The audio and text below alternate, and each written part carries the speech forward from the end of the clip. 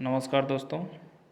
आज हम लोग देखेंगे सीटेट का क्वेश्चन। ये मैथ का क्वेश्चन है और ये 1/1/2022 का है, पेपर 1 का है, यानी 1 to 5 का है। तो आइए पहला क्वेश्चन देखते हैं। पहला क्वेश्चन है आपको दिख रहा होगा स्क्रीन पर कि एक स्कूल में 96 शिक्षिकाओं में से 3/8 शिक्षिकाएं उच्च स्कूली कक्षाओं में पढ़ाती है। यदि उच्च स्कूली शिक्षिकाओं का 2/9 भाग गणित शिक्षिकाएं हैं तो वह उच्च स्कूली शिक्षिकाएं जो गणित नहीं पढ़ाती है उनकी संख्या ज्ञात करना है। तो टोटल आपको दे दिया है कि 96 गो शिक्षक है। कितना है? 96 गो शिक्षक है। 96 गो शिक्षक है। तो 96 का आप निकालिएगा 3/8। 96 का 3/8 निकालिएगा तो ये आपको हो जाएगा, 8 से ये कट जाएगा 12 बार में, 12 तिया 36 को आपका हो जाएगा। यानी शिक्षिकाओं उच्च स्कूली कक्षाओं में पढ़ाने वाली शिक्षिकाओं की संख्या 96 को है। अब कह रहा है कि उच्च स्कूली शिक्षिकाओं का 2/9 भाग गणित शिक्षक पढ़ाते हैं। यानी अब 36 जो संख्या आया शिक्षिकाओं का, उसमें से 2/9 कितना? 2/9 है जो गणित पढ़ाती है। तो ये कट जाएगा आपको 4 से, तो ये 4 दूनी 8 हो जाएगा। तो आपसे पूछा जा रहा है कि उच्च स्कूली शिक्षिकाओं जो गणित नहीं पढ़ाती उनकी संख्या क्या है। तो टोटल संख्या था कितना? 36 गो, उसमें से 8 गो गणित पढ़ाती है। तो गणित नहीं पढ़ाने वाली की संख्या 36 में से 8 घटा लेंगे तो ये कितना हो जाएगा? 28। यानी आपका ऑप्शन नंबर सी सही है, 28। आइए देखते हैं अगला क्वेश्चन। अगला क्वेश्चन बहुत सिंपल है। ये भिन्न का जोड़ घटाव है। अब बहुत इसे पहले बनाए हुए एनसीईआरटी से क्वेश्चन है। एनसीईआरटी में बच्चों को सीखना रहता है। तो आइए इसको हल कर लेते हैं। ये है 1/2 है, 1/2 माइनस ब्रैकेट में है 2/3। 2/3 थोड़ा सा लिखने में दिक्कत होता है, इसलिए समझिएगा। 2/3 माइनस 4/5, ठीक ना। हम जानते हैं कि पहले छोटी ब्रैकेट का क्रिया होता है, तो 1/2 माइनस इसकी क्रिया करेंगे तो ये हो जाएगा, इसका एलसीएम हो जाएगा 15, ठीक है। ये 10 माइनस हो जाएगा 12, तो ये आपको हो जाएगा 1/2 माइनस 2/15 हो जाएगा, ठीक है। अब जब माइनस माइनस गुना होगा तो प्लस हो जाएगा। तो 1/2 प्लस 2/15, तो इसका एलसीएम लीजिएगा। इसका एलसीएम लीजिएगा तो हो जाएगा आपको 30। तो इसका एलसीएम ले लीजिए, ये 30 हो जाएगा और ये हो जाएगा 15 प्लस 4। तो 15 प्लस 4 करेंगे तो 19 हो जाएगा, और बटा में 30 है तो 19/30। इसका ऑप्शन नंबर डी सही होगा। आप समझ गए होंगे, ये भिन्न का जोड़ एकदम सिंपल था। आइए अगला क्वेश्चन देखते हैं। अगला क्वेश्चन है 33 नंबर। 33 नंबर अगला क्वेश्चन, 33 नंबर। 33 नंबर किधर गया? ये है अगला क्वेश्चन। ये कह रहा है कि संख्या इतना है और इतना है, 7 के अंकित मूल्यों के बीच का अंतर। तो जिस संख्या का अंकित मूल्य पूछे तो उसमें डायरेक्ट घटा देना है। इसका 7 माइनस 7 कीजिएगा तो इसका 0 आएगा। अगर आपसे स्थानीय मान पूछता तो संख्या के पहले जितना संख्या होता है उतना जीरो लगा करके घटाते हैं। जैसे आपका इस संख्या में अगर 7 का स्थानीय मान पूछता तो 7 के बाद कितना डिजिट है, 2 गो, तो 2 गो 700 होता। लेकिन आपसे ये नहीं पूछा जा रहा है, आपसे पूछा जा रहा है अंकित मूल, तो बस उतना संख्या में से उतना घटा देंगे, वहीं आपका अंकित मान होता है। चलिए इसका ऑप्शन नंबर सी हो जाएगा। आइए अगला क्वेश्चन देखते हैं। अगला क्वेश्चन है 33 नंबर। ये कह रहा है कि निम्नलिखित कथन में से कौन सत्य कथन नहीं है। तो a प्लस बी बराबर b प्लस ए, चाहे तो a में b को जोड़िए, चाहे b में a को जोड़िए, वैल्यू उतना ही आएगा। तो ये सही है, ये सही है। b नंबर देखते हैं। b नंबर कह रहा है कि a माइनस बी बराबर b माइनस ए। नहीं, a में से b को घटाएंगे और उसके बाद b में से a को घटाएंगे, तो ये कोई निश्चित नहीं है कि सही वैल्यू आएगा। मान लीजिए कि 10 में से 5 को घटा रहे हैं तो आ रहा है 5, फिर 5 में से अगर 10 को घटाइएगा तो आपको -5 आ रहा है, तो बराबर वैल्यू नहीं हुआ ना, इसलिए ऑप्शन नंबर बी गलत है। तो ये आंसर हो जाएगा इसका बी नंबर। चलिए अगला क्वेश्चन देखते हैं। अगला क्वेश्चन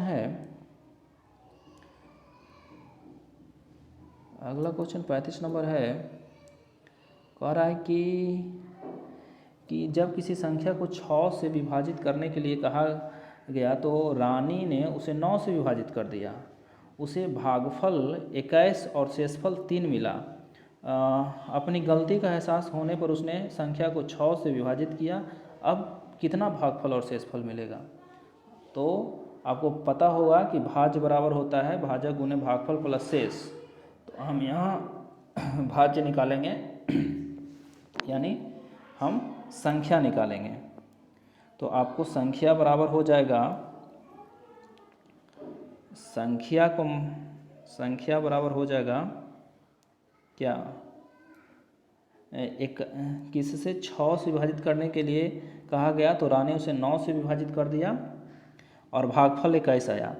तो हम 9 गुना 21 करेंगे प्लस इसमें जोड़ देंगे कितना, शेषफल को। तो शेषफल कितना मिला है 3, तो हम 3 को जोड़ देंगे तो हो जाएगा कितना, 21 गुना 9 189 और प्लस 3 कितना हो गया 192। ये हो जाएगा 192। अब कहता है कि इस संख्या को गलती का एहसास होने के बाद इस संख्या को वह 6 से भाग देता है। कितना, 6 से। तो अब 6 से भाग दीजिएगा तो छोटी 18, 6 दूनी 12, यानी ये 32 से कट जाएगा, शेषफल नहीं बचेगा, यानी भागफल 32 हो जाएगा और शेष 0 हो जाएगा। तो ऑप्शन नंबर डी इसका सही है। आइए अगला क्वेश्चन देखते हैं। अगला क्वेश्चन 36 नंबर है।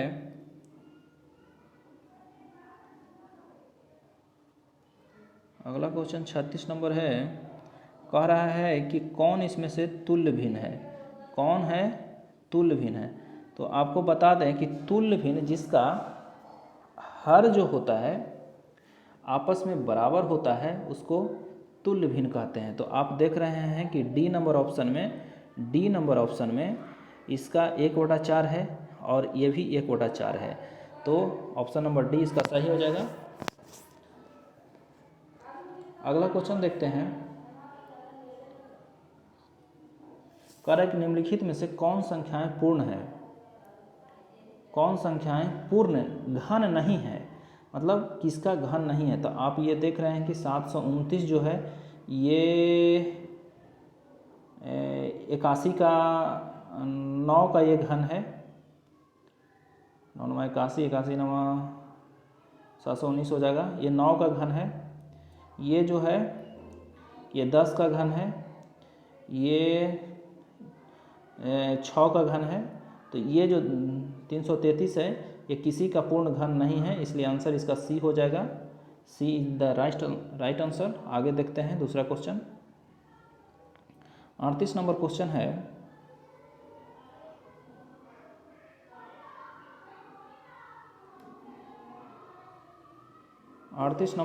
है, कि शिखा एक ईंट भट्ठा पर ईंट खरीदने के लिए गई।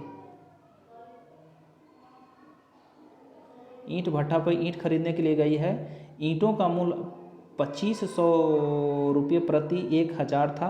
उसके पास 4000 रुपया है, तो वह कितना ईंट खरीदेगा। तो आप एकक नियम पढ़े होंगे, उसी तरह इसको बना दीजिए। ये आपको कह रहा है कि 2500 रुपया में कितना, 2500 रुपया में 1000 ईंट खरीदता है। कितना? 1000। ये जीरो है। तो 1 रुपया में कितना खरीदेगा, तो 1000 बटा 2500, ठीक ना। अब कहा इसके पास 4000 रुपया है। कितना है? 4000। तो 4000 में कितना खरीदेगा, तो इसको 4000 से गुना कर देंगे, तो कितना हो जाएगा, 2 जीरो से 2 जीरो कट जाएगा,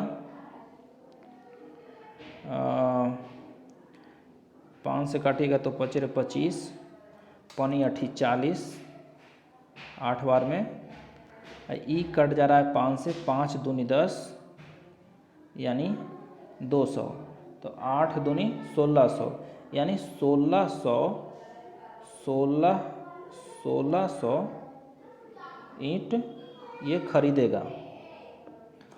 तो ये आप समझ गए होंगे, ऑप्शन नंबर बी इसका सही है। आगे आते हैं, अगला क्वेश्चन देखते हैं। अगला क्वेश्चन है कि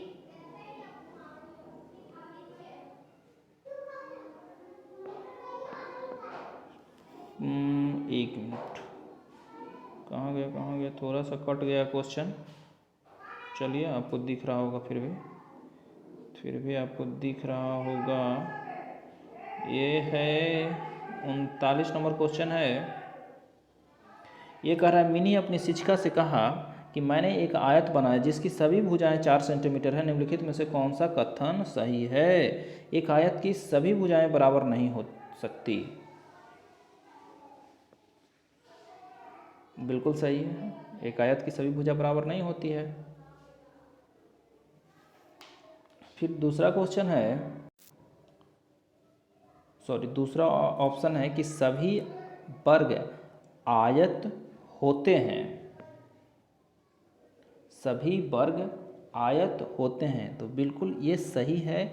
जितना भी वर्ग होता है, जितना भी ये जो वर्ग होता है वो आयत होता है, लेकिन सभी जो आयत होता है वो वर्ग नहीं होता है। सभी आयत वर्ग होते हैं नहीं, ये जो है ऑप्शन नंबर सी गलत है। एक वर्ग और एक आयत में कोई संबंध नहीं है। संबंध है, बहुत सारा संबंध है। जो वर्ग का सभी कोण होता है वो 90 डिग्री होता है, आयत का भी सभी कोण 90 डिग्री होता है। तो संबंध एक दूसरे में है, लेकिन इसका सही ऑप्शन हो जाएगा बी नंबर, सभी वर्ग आयत होते हैं। तो आइए अगला क्वेश्चन देखते हैं। अगला क्वेश्चन है कि ये त्रिभुज के कोण का अनुपात दे दिया गया है और उसका वैल्यू निकालना है। तो आपको पता है कि ये त्रिभुज है, ठीक ना। ये त्रिभुज के तीनों कोण दे दिया गया है और इसका वैल्यू पूछ रहा है, अनुपात दे दिया है। तो आप इसको ऐसे बनाइए। आप जानते हैं कि तीनों कोणों का योग जो होता है त्रिभुज का 180 डिग्री होता है। तो आप 4x + 5x + 6x बराबर 180 डिग्री। तो हो गया 5 4 9 9 6 15 यानी 15x बराबर 180 डिग्री। तो x बराबर कितना हो जाएगा, तो ये 12 से कट जाएगा, यानी x का वैल्यू आ गया 12। तो 12 में हम 4 से गुना करेंगे, फिर 12 में 5 से गुना करेंगे, 12 में 6 से गुना करेंगे तो 48 हो जाएगा, फिर 5 से गुना करेंगे तो 12 पचे 60 हो जाएगा, फिर 6 से गुना करते वर्ष का 72 हो जाएगा। यानी ऑप्शन नंबर सी इसका सही है। आइए अगला क्वेश्चन देखते हैं।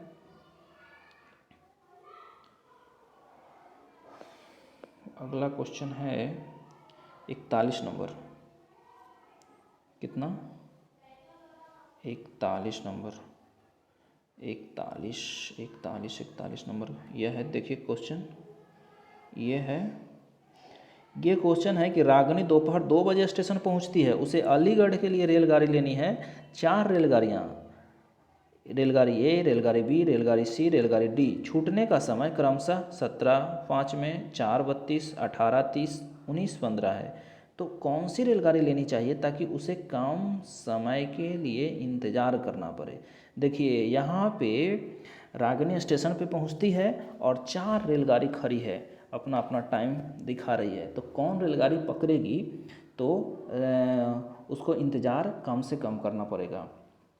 तो आपको बता दें कि ये क्वेश्चन में आप ध्यान रखिएगा कि रेलगाड़ी का जो समय होता है वो 24 घंटा के हिसाब से होता है, और जो आप हाथ में घड़ी पहनते हैं वो 12 घंटा के हिसाब से होता है। तो रागिनी अपने हाथ वाला घड़ी को देखी तो उसमें 2 बज रहा था, लेकिन स्टेशन पे वो पहुंची तो वहाँ रेलगाड़ी 24 घंटा वाले के हिसाब से दिखा रहा था। तो रागिनी के हाथ वाला घड़ी में 2 बजा है, तो उसमें कितना बजा होगा, उसमें बजा होगा 12 के बाद होता है 13, 14, यानी 14 बज रहा होगा। तो 14 बजे पहुंचती है, तो सबसे पहले ट्रेन कौन पकड़ेगी, 17, जो 17 बजे है, ये जो 17 बजे है, यानी पहले ट्रेन ये खुलेगी। अब आपके मन में होगा कि 2 के बाद 4 है, तो आपको बता दें कि जो टाइम बदलता है वो रात में बदलता है। जब रात में 24 बजेगा ना, उसके बाद 1-2 से काउंट होता है। और दोपहर में रागिनी पहुंच रही है, कब पहुंच रही है, दोपहर में 2 बजे। तो दोपहर 2 बजे पहुंच रही है, मतलब कि वह 12 के 2 घंटा बाद, यानी 13, 14 बजे स्टेशन पहुंचती है। तो सबसे पहले 17:05 में जो रेलगाड़ी है उसको पकड़ेगी, यानी रेलगाड़ी ए को पकड़ेगी। आप समझ गए होंगे, ये सही है। आइए दूसरा क्वेश्चन देखते हैं। दूसरा क्वेश्चन है, यह है 42 नंबर। ये क्वेश्चन है कि रीता अपने क्षेत्र के वार्ड सदस्य है, वह 11 फीट और 16 फीट आकार का एक सामूहिक कमरा बनाना चाहती है। फर्श की टाइल उसको 4 विकल्प के रूप में उपलब्ध है। तो सामुदायिक कक्ष के लिए किस प्रकार का टाइल खरीदना चाहिए ताकि टाइल बिना कटे बिछ सके। तो आपके ऐसा क्वेश्चन में कभी कभी टाइल्स की संख्या पूछता है। यहाँ पे आपसे पूछा जा रहा है कि किस आकार का टाइल्स लगाएं कि ताकि टाइल्स को काटना छाटना नहीं पड़े। तो आपको पता होगा कि टाइल्स की संख्या जो होता है उसका होता है कमरा का क्षेत्रफल बटा टाइल्स का क्षेत्रफल। तो हम टाइल्स की संख्या यहाँ पे निकालेंगे। जो टाइल्स की संख्या होता है वो होता है कमरा का क्षेत्रफल। तो कमरा का क्षेत्रफल हो जाएगा 11 गुना 16, और टाइल्स का कौन ऐसा क्षेत्रफल रखें कि जिससे ये कट जाए। तो आप देख रहे हैं यहाँ पे कि ये 2, 2, 4 हो जाएगा। तो 4 से 16 कट रहा है, तो 2 गुना 2 के साइज का अगर रखेंगे तो ये पूरे पूरे कट रहा है, तो हमें टाइल्स को कोई काटना छाटने की ज़रूरत नहीं होगा, यानी बी नंबर ऑप्शन सही है। आगे आइए, आगे क्वेश्चन है 43 नंबर क्वेश्चन कह रहा है कि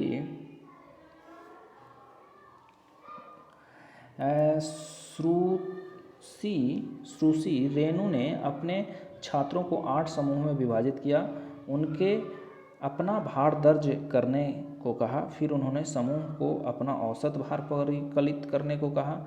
समूह जिसमें 8 विद्यार्थी ने अपना भार तोला, औसत भार 38.2 केजी ज्ञात किया। उसके बाद उसे पता चला कि उन्होंने एक विद्यार्थी का गलत भार प्रयोग किया, 25.9 केजी का था, और उसके बजाय उसने 29.5 केजी भार प्रयोग किया, तो औसत भार कितना होगा?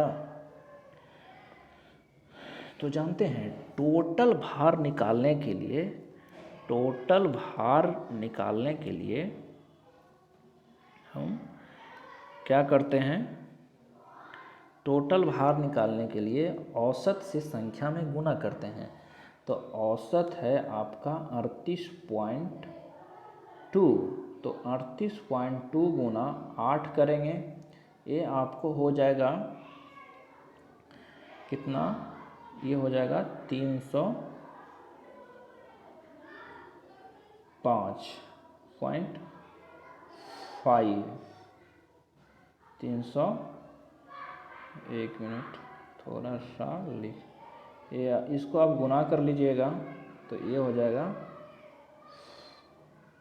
305.6। उसके बाद ये क्या हुआ कि एक विद्यार्थी का भार गलत दर्ज हो गया है, तो सही औसत ज्ञात करने के लिए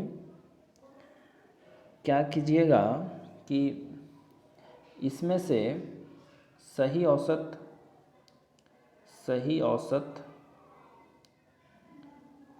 ज्ञात करने के लिए क्या करेंगे कि 30 जो टोटल आएगा 0.6 में से माइनस करेंगे कितना? सही वाला को माइनस कर लेंगे 29.9 को, और फिर इसमें जोड़ देंगे जो हमने उसमें ऐड किया था उसके जगह पे, तो ये 25.9 था। तो जो आपका, फिर इसको 8 से भागा दे देंगे, जो आपका आंसर आएगा वो उसका सही औसत होगा। थोड़ा आप समझ गए होंगे, लिखने में थोड़ा सा दिक्कत हुआ है यहाँ पे। आइए आगे देखते हैं, 44 नंबर क्वेश्चन है। 44 नंबर क्वेश्चन है 44 नंबर क्वेश्चन है, कह रहा है कि अगला पद क्या होगा। तो आप देख रहे हैं कि ये रीजनिंग है, 1 है, इसके बाद 2 है, 2 के बाद 3 है, 3 के बाद 4 है, इधर देखिए तो 1 है, 2 है, 3 है, 4 है, तो इस तरीके से बढ़ रहा है। तो आप समझ गए होंगे कि इसका आंसर ये डी नंबर हो जाएगा। 4 के बाद 5 होगा, 6, ये 4 के बाद इसमें भी 5 आएगा। तो ये बहुत आसान क्वेश्चन था। अगला क्वेश्चन देखते हैं। अगला क्वेश्चन है 45 नंबर। 45 नंबर क्वेश्चन ध्यान से देखिएगा, ये कई बार पूछा गया है। प्रियांशु के पास 10 और 20 रुपया का नोट है। 50 बनाने के लिए उसने 20 के 2 नोट और 10 के 1 नोट का प्रयोग किया। यही राशि बनाने के लिए अन्य कितने तरीके हो सकते हैं? देखिए, ये 20 का 2 नोट तो 20 दूनी 40 रुपया, और 10 का 1 नोट तो 40 से 10 50। तो कह रहा है कि हमारे पास 10 रुपया और 20 रुपया का नोट है। तो एक तरीका तो ये बता दिया, अब कह रहा है कि कितने ऐसे अन्य तरीके हो सकते हैं। तो दूसरा तरीका ये हो सकता है कि ये 10 रुपया प्लस 10 रुपया और प्लस 20 रुपया, यानी 10 रुपया के हम 3 गो नोट लेंगे और 20 रुपया का 1 गो नोट लेंगे तो हमको 50 रुपया बन जाएगा क्या? तो एक तरीका और हो सकता है, एक तरीका ये बताया है, एक तरीका ये आपसे पूछ रहा था, तो ऑप्शन नंबर बी हो जाएगा। चलिए ठीक है, आगे देखते हैं क्वेश्चन। 46 नंबर क्वेश्चन है, देखिए 46 नंबर क्वेश्चन है कि गणित के शिक्षक निम्नलिखित 4 प्रश्नों को सामने रखा, इनमें से कौन सा प्रश्न मुक्त उत्तर वाला प्रश्न है। यदि दो संख्याओं का योग 15 है, उनमें से एक संख्या 7 है, तो दूसरी संख्या क्या होगा। पहले आपको बता देते हैं कि मुक्त जो प्रश्न होता है, मुक्त प्रश्न को हम खुले अंत वाला प्रश्न भी कहते हैं। इसका जो उत्तर होता है एक शब्द में नहीं होता है। तो पहला ऑप्शन कह रहा है कि दो संख्या का योग है, उनमें से एक संख्या 7 है, तो दूसरी संख्या तो निश्चित है कि इसका हम निकाल लेंगे। फिर बी नंबर ऑप्शन कह रहा है कि यदि अनिल की आयु 7 वर्ष है और उसके पिताजी की आयु उसकी आयु से 5 गुना है, तो पिताजी की आयु कितनी होगी। देखिए इसमें एक शब्द में उत्तर इसका निकल जाएगा, पिता की आयु, तो ये भी नहीं होगा मुक्तांत वाला। सी नंबर कह रहा है कि दो संख्याओं का योग 17 है, तो वे संख्याएं क्या है। देखिए इसकी जो इस प्रश्न का जो आंसर है ये एक शब्द में नहीं दिया जा सकता। ऐसी कई संख्याएं हैं जिसका आप जोड़िएगा तो योग 17 आएगा। ये देखिए 17 में क्या जोड़ा जाए कि 23 आ जाए, इसका भी एक उत्तर है। तो इसका ऑप्शन नंबर सी। आप बस याद रखिएगा कि मुक्त अंत वाला जो प्रश्न होता है या खुले अंत वाला जो प्रश्न होता है, उसमें एक शब्द में उत्तर नहीं दिया जा सकता है। जैसे आपसे पूछेगा कि चतुर्भुज के गुण और प्रकार क्या हैं, तो ये जो प्रश्न हुआ ये खुले अंत वाला नहीं हुआ, मुक्त अंत वाला प्रश्न,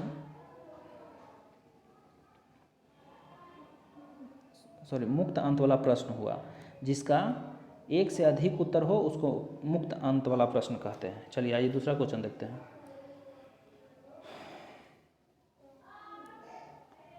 दूसरा क्वेश्चन है कि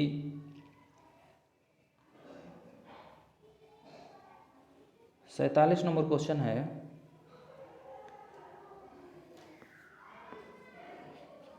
कह रहा है कि कक्षा के स्थानीय मान की संकल्पना को विकसित करने के लिए अध्यापक ने निम्नलिखित पहेली का उपयोग किया। मैं 5 दहाई और 4 इकाई से छोटा हूँ। इस पहेली का उद्देश्य क्या है। योगात्मक मूल्यांकन करना, कक्षा की एक एकसरता को भंग करना, स्थानीय मान पर बंद सिरे वाला प्रश्न पूछना, आधार 10, बेस 10 और स्थानीय मान की संकल्पना का प्रबलित करना।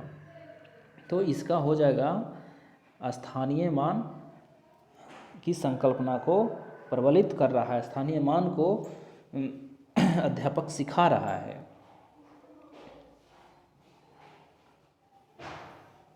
देखिए ये छोटा बड़ा आपसे पूछ रहा है, ये योगात्मक, इसमें जोड़ घटाव नहीं करना, इसलिए ये नहीं होगा। फिर कक्षा में एक रास्ता को बनाए रखना, ये भी नहीं होगा। स्थानीय मान पर बंद सिरे वाला प्रश्न पूछना, नहीं, ऐसा नहीं है। उसको ये स्थानीय मान की संकल्पना सिखाया जा रहा है। ऑप्शन नंबर डी होगा। आइए अगला क्वेश्चन देखते हैं। अगला क्वेश्चन है, एक मिनट, अगला क्वेश्चन है कि निम्न में से कौन सा प्राथमिक कक्षाओं में आकृति को पढ़ने का उद्देश्य है। निम्न में से कौन सा प्राथमिक कक्षाओं में आकृतियाँ पढ़ाने के उद्देश्य है। तो जो आकृति पढ़ाया जाता है उसका उद्देश्य क्या है। तो दृश्यकरण कौशल को विकास करना, यानी देखने की कौशल को विकास करना।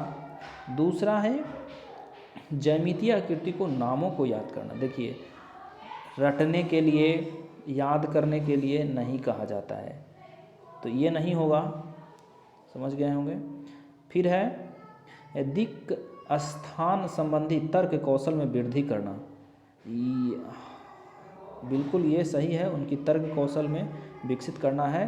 तो ऑप्शन नंबर 1 और 3 हो जाएगा।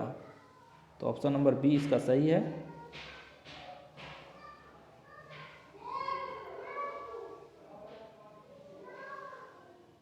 आइए दूसरा क्वेश्चन देखते हैं। ये है 49 नंबर क्वेश्चन है ये कह रहा है कि दृष्टिबाधित विद्यार्थियों के लिए निम्नलिखित में से किसका प्रयोग गणित शिक्षण अधिगम के साधनों के रूप में किया जा सकता है। देखिए, दृष्टिबाधित बालक है, यानी आँख से उसको दिखाई नहीं दे रहा है, तो हम किसका प्रयोग करेंगे? तो हम जियो बोर्ड है, जियो जेब्रा है, गिनतारा है, ग्राफिक कैलकुलेटर है। तो बालक दृष्टिबाधित है तो ये जियो बोर्ड का हम प्रयोग करेंगे, गिनतारा का प्रयोग करेंगे। जियो बोर्ड जो होता है, जियो जो बोर्ड होता है वो एक लकड़ी का होता है, उस पर ये खुदा रहता है, खुद के बनाया जाता है।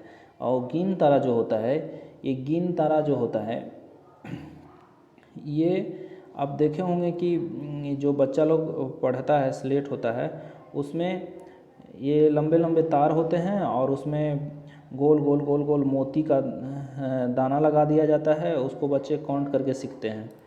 तो ये दोनों दृष्टिबाधित बालक भी होगा, वो भी छू छू करके उसका अध्ययन करेगा, गणित सीख सकता है उस माध्यम से। तो ये ऑप्शन नंबर 1 और 3 हो जाएगा, यानी बी नंबर। आइए अगला क्वेश्चन देखते हैं, 50 नंबर। 50 नंबर क्वेश्चन है, कह रहा है कि ज्यामितीय आकृति के शिक्षण के दौरान समय शिक्षिका ऐतिहासिक स्थानों के भ्रमण की योजना पर विचार करती है। यह प्रतिबिंबित करता है कि सीबीएसई के क्षेत्र भ्रमण की अनुशंसा की है, अतः यह आवश्यक है। एक नित्यक्रम गणित की कक्षा से इसका विराम प्राप्त होता है और ऐतिहासिक स्थानों पर जाने का अवसर मिलता है। नहीं, आकृति किसी भी वास्तुशिल्प का अनिवार्य भाग है और इस प्रकार से भ्रमण से गणित की कक्षा के पार ले जाने का प्रोत्साहन मिलता है। ये बिल्कुल सही है। आकृति किसी भी वास्तुशिल्प अनिवार्य भाग है। देखिए, सी नंबर ऑप्शन इसका सही है। बच्चा को ऐतिहासिक स्थानों का भ्रमण करवाइएगा, उसको ले जाइएगा कहीं घूमने के लिए, फिर वहाँ पे बच्चा देखेगा कि मान लीजिए कि उसको मिस्र के पिरामिड घुमाने गए हैं, तो मिस्र का पिरामिड कैसा था, तो वो आप उससे पूछिएगा कि उसका आकार कैसा था, त्रिभुज जैसा था, आयताकार था। अगर तंबू, सड़क के किनारे तंबू होते हैं तो वो उनका आकार कैसा होता है। तो ये सब उनके दिमाग में आकृतिक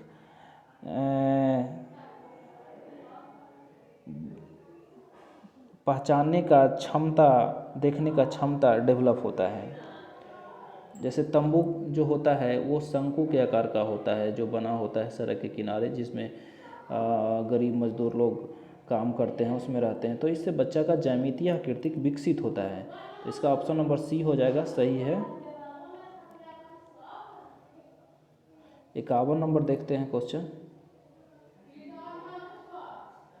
51 नंबर क्वेश्चन है कि प्राथमिक कक्षा की एक गणित की अध्यापिका अपने छात्रों के सामने निम्नलिखित प्रश्न रखती है। रीना और सामा एक दुकान पर बैग खरीदने के लिए जाती है।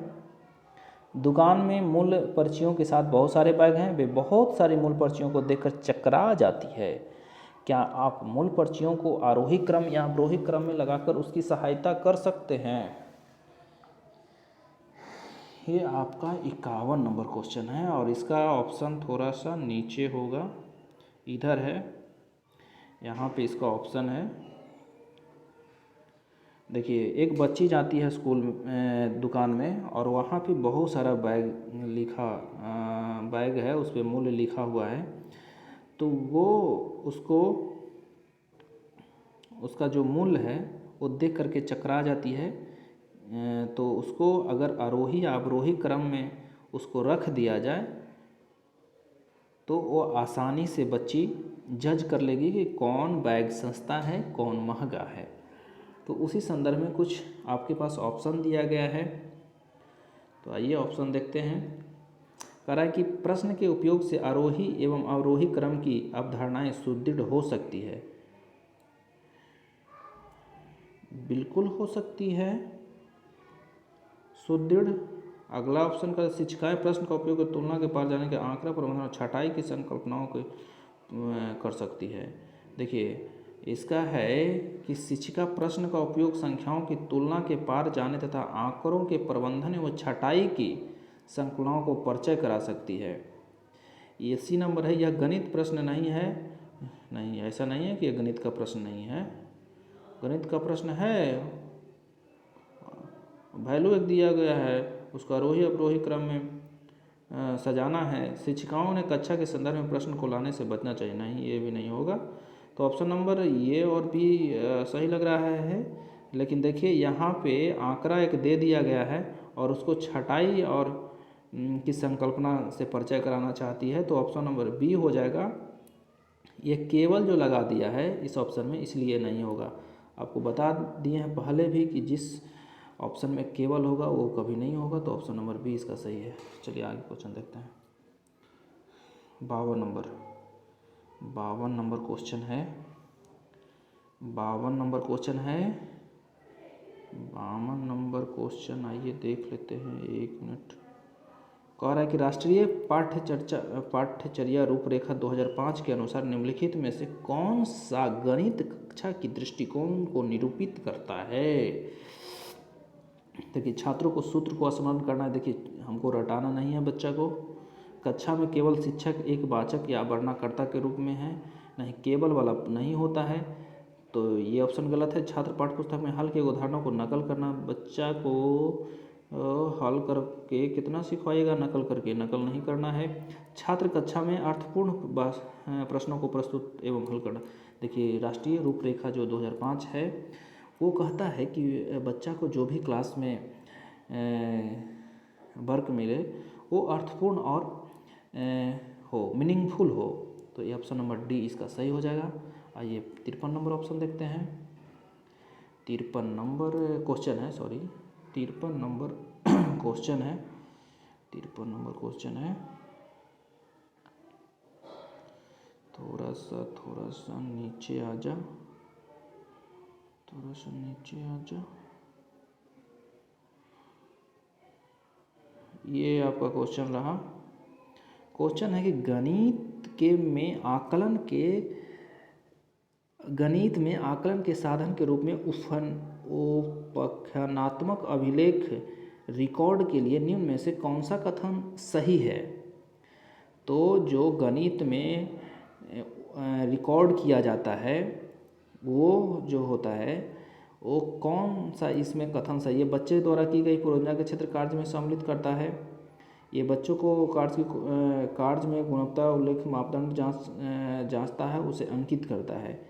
ये बात भी सही है, ये भी सही है, लेकिन ये विशेष कौशल और प्रक्रिया होना ना होने पर अंकित करता है। ऐसी बात नहीं है कि आप में विशेष कौशल है, ये विशेष कौशल नहीं है, ये अंकित करता है। ये दिन प्रतिदिन के आधार पर ये बच्चे प्रगति को लिखित रूप में समावेशित करता है और अवलोकनात्मक वृत्तांत अभिलेख रिकॉर्ड रखता है। देखिए ये सबसे अच्छा ऑप्शन है कि बच्चा को जो रिकॉर्ड होता है अभिलेख वो दिन प्रतिदिन के आधार पे होता है और उसमें बच्चा के प्रगति के बारे में लिखा होता है कि बच्चा कितना प्रगति किया है। तो उसमें सूक्ष्म अवलोकन होता है, गहन अवलोकन होता है। तो ये ऑप्शन सही है, डी नंबर ऑप्शन सही हो जाएगा। 54 नंबर क्वेश्चन देखते हैं। 54 नंबर क्वेश्चन है कि कक्षा 3 की अध्यापिका ने अपनी कक्षा में गुणन का परिचय योग की पुनरावृत्ति और आयताकार सारणी से कराया। वह गुणन का परिचय अनौपचारिक एवं रणनीति से कराने हेतु विद्यार्थियों को पूर्व ज्ञान और उनके अनुभवों को उपयोग में ला रही है। देखिए अनौपचारिक जो शिक्षा होता है एगो औपचारिक होता है, एगो अनौपचारिक होता है, ठीक ना। जो देख रहे हैं अनौपचारिक रणनीति, तो अनौपचारिक जो होता है वो स्कूल कॉलेज के बाहर बच्चा को सीखने को मिलता है। तो कक्षा 3 की विद्यार्थी है और उसको गुणन का परिचय कराने के लिए मास्टर साहब अनौपचारिक रणनीति अपनाते हैं और उसके विद्यार्थियों के पूर्व ज्ञान और उनके अनुभव का उपयोग में ला रहे हैं, तो ये बिल्कुल सही है, option number A. B number option है कि गुणन की बहुल औपचारिक कलन विधि पढ़ा रही है। ऐसा नहीं है कि गुणन की जो औपचारिक कलन होता है वो बाहर से पढ़ाया जाता है, ऐसा कुछ नहीं है। बहुत समय नष्ट कर रही है, ये भी नहीं होगा, समय नष्ट नहीं हो रहा है, बच्चा सीख रहा है औपचारिक। छात्रों को व्यस्त रखकर वह अपने लिए खाली समय पर रहते हैं, बिल्कुल ये भी नहीं होगा, ऑप्शन नंबर 1 सही है। आपको बता दें कि आप याद रखिएगा औपचारिक शिक्षा और अनौपचारिक शिक्षा। औपचारिक शिक्षा जो होता है वो भी आपको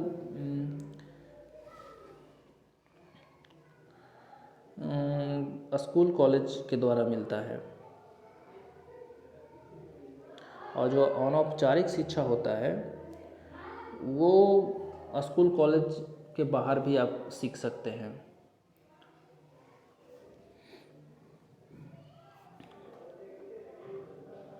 जैसे आपको दादाजी ने रात में बच्चा को कहा कि हाथ पैर धो के सोना चाहिए, इससे अच्छे अच्छे स्वप्न आते हैं, तो ये जो बच्चा सीखा इसको अनौपचारिक शिक्षा कहेंगे। अब आप समझ गए होंगे। चलिए आगे क्वेश्चन देखते हैं। 55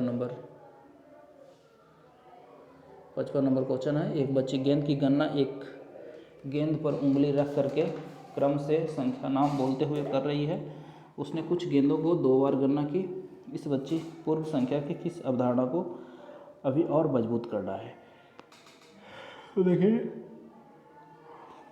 बच्ची गेंद को गिन रही है और उसी को 2 बार गिन देती है, तो वो वर्गीकरण करना नहीं सीखी है अभी तक, इसीलिए उससे गलती हो रहा है। जिस गेंद को पहले काउंट की थी उसी को दोबारा काउंट कर दे रही है, तो इसको वर्गीकरण सिखाना होगा। आइए अगला क्वेश्चन देखते हैं। 56 नंबर, ये आपका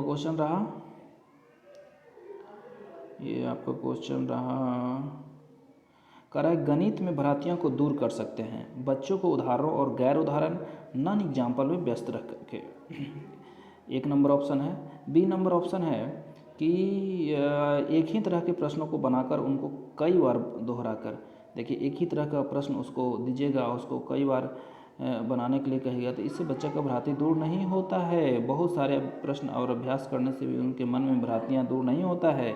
कलन विधि को द्वारा प्रदर्शन करके ऐसा बात नहीं है कि कलन विधि का प्रयोग करेंगे बच्चा के मन में गणित के प्रति जो भ्रांतियाँ हैं वो दूर हो जाएगा। सबसे अच्छा ऑप्शन इसका है कि बच्चों को उदाहरण और गैर उदाहरण देंगे।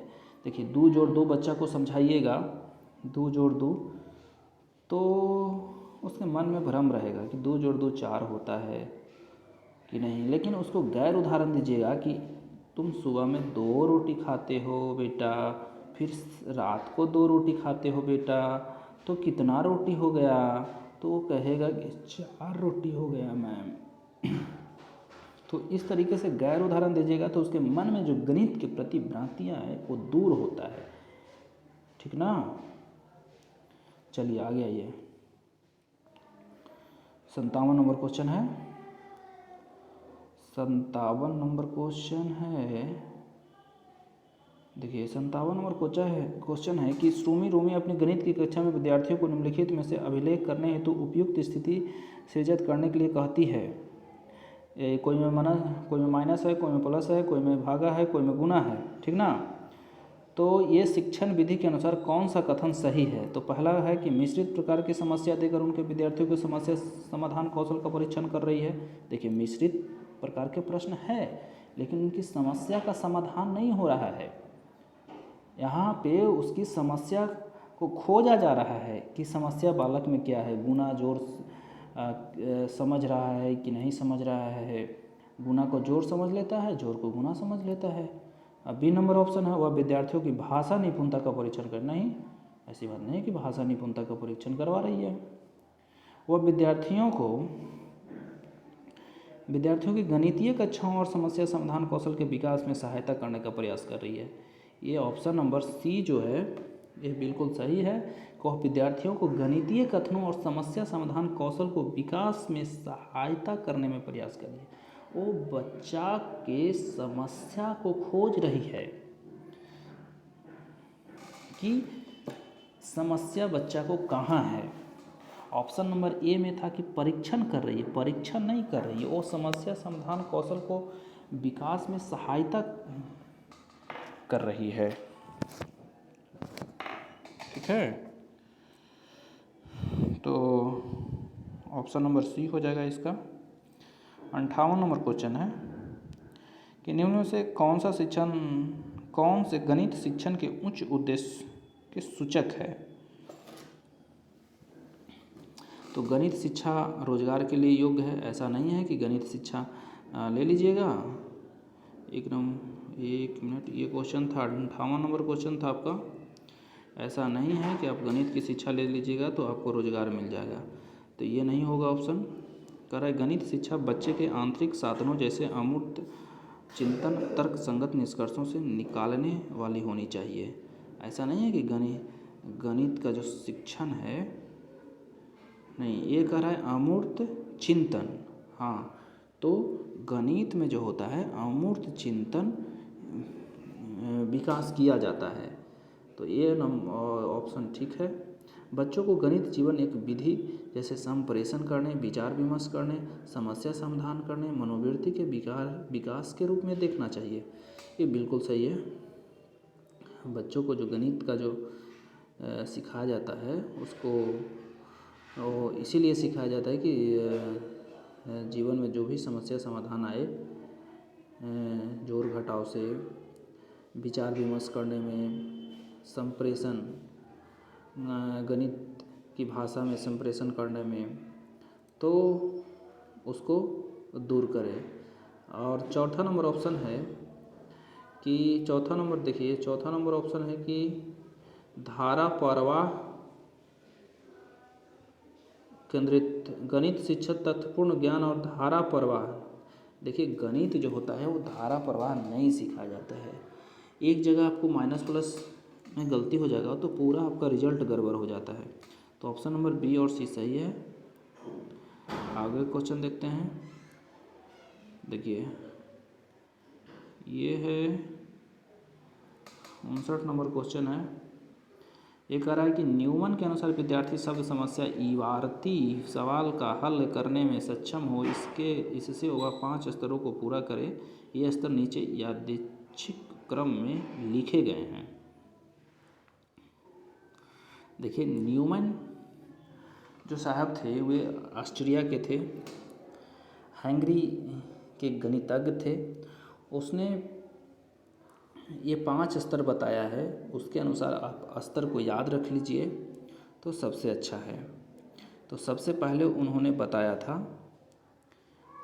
कि सबसे पहले उन्होंने बताया था कि समस्या को पढ़ने में सक्षम होना चाहिए। बच्चा के पास कोई समस्या है तो उसको पढ़ने में वह सक्षम होना चाहिए। उसके बाद जब पढ़ लिया तो पूछे गए कार्य को समझना चाहिए कि ये जो है इसमें कार्य क्या पूछा जा रहा है। तो पहला 1 हो जाएगा, उसके बाद ये ऑप्शन हो जाएगा।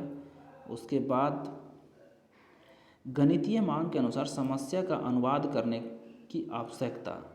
अब जो उसके अनुसार जोड़ घटाव गुणा भाग कौन पहले करना है, उसके अनुसार आवश्यकता के अनुसार वो उसको करें। उसके बाद तीसरा नंबर है कि आवश्यक गणितीय सक्रियाओं को करना। मतलब उसको पता हो गया कि यहाँ पे जोड़ घटाव करना है, उसके बाद वो कैलकुलेशन करेगा। उसके बाद 5 नंबर है उत्तर को अर्थपूर्ण रचना में प्रदर्शन करना।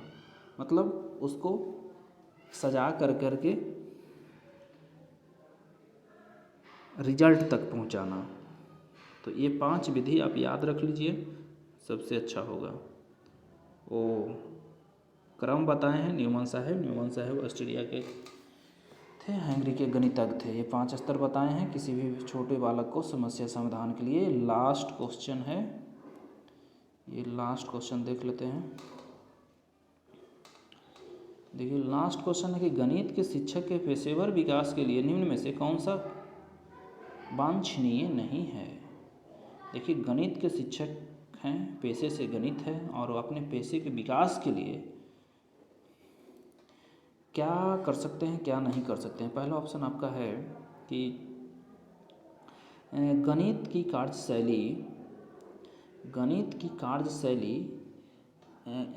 की कार्यशालाओं और गोष्ठियों में उपस्थित होना।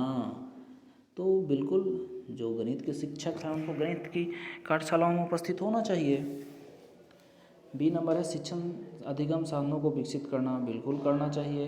अपने और दूसरे विद्यालयों के गणित शिक्षकों के साथ न्यूनतम वार्तालाप। कह रहा है कि अगर आप गणित के शिक्षक हैं और कोई दूसरे विद्यालय के गणित के शिक्षक हैं, उनके सामने बातचीत थोड़ा कम कीजिए। चौथा नंबर है शिक्षक विकास फैकल्टी डेवलपमेंट के कार्यक्रम में भाग लेना। तो ये बिल्कुल करना चाहिए। आप गणित के शिक्षक हैं, पेशे से गणित है आपका, तो ये सभी कामों में भाग लेना चाहिए। मान लीजिए कि आप एक पेशे से संगीतज्ञ हैं या डांसर हैं, तो कहीं भी संगीत प्रोग्राम होगा, गोष्ठी होगा, तो आप वहाँ ज़रूर जाइएगा। ठीक, तो ये नहीं है कि आप एक दूसरे से बात कम कीजिएगा। आप संगीत आपका बहुत अच्छा गाते हैं और आपसे भी कोई अच्छा गाने वाला मिल जाए तो आप उससे ईर्ष्या कीजिएगा, तो ऐसा नहीं होना चाहिए। तो ये पूछ रहा था कि कौन वांछनीय नहीं है, तो ये वाला ऑप्शन हो जाएगा, क्योंकि शिक्षक गणित पेशे से हैं और दूसरे विद्यालय के गणित शिक्षक मिल जाएंगे तो न्यूनतम वार्तालाप नहीं करना है, उनसे अधिक से अधिक बात करना है। तो ये 30 क्वेश्चन सॉल्यूशन हो गया। आप लोग बताइएगा वीडियो में कैसा लगा।